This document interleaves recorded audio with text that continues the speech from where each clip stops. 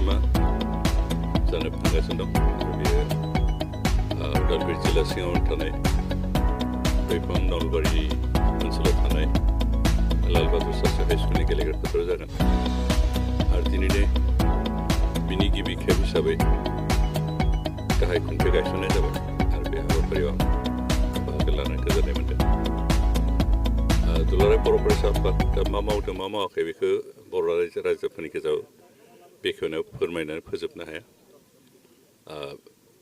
दिनै जागायजेननाय समनिफ्रायनो बे आफादा बर' जातिनि थैनाय थांनाय बर' जातिनि संबिजिरनिफ्राय जिखिनि मोन्थाय मोननांगौ बे गासैफोरबो दाबि खालामनानै जिखिनि सोमावसारबोदों बियो साफ्रोमबो बर'नि थैयाव हाबजोबनानै दं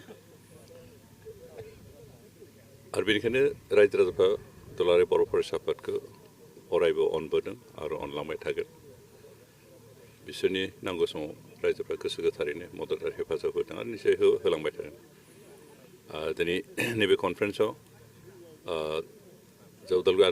उदालगुरि जिल्ला कमिटिनि बडि चेन्ज जागोन आरो जों आसा खालामदों मोजां सुबुंनो जों बिबान होगोन।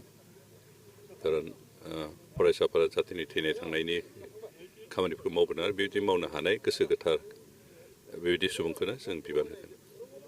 आसा खालामदों जे बे कनफारेन्सआ मोजाङै जाफुंथों आरो लोगोसे खावलायदों जे ओनसोलनि गासैबो बर'नि संगठन बर' थुनलाइ आफाद बर' मिडियाम प्राइमारि एल पि स्कुलनि फोरोंगिरि लोगोसे गुबुन गुबुन फसंथान लोगोसे जोंनि बे ओनसोलाव थानाय बाथौ समाज ब्रह्म समाज धोरोमनि गासैबो फसंथानबाबो बे कनफारेन्सआव दुलाराय बर' फरायसाफोरखौ मदद आरो हेफाजाब होगोन बेखौनो आसा खालामदों।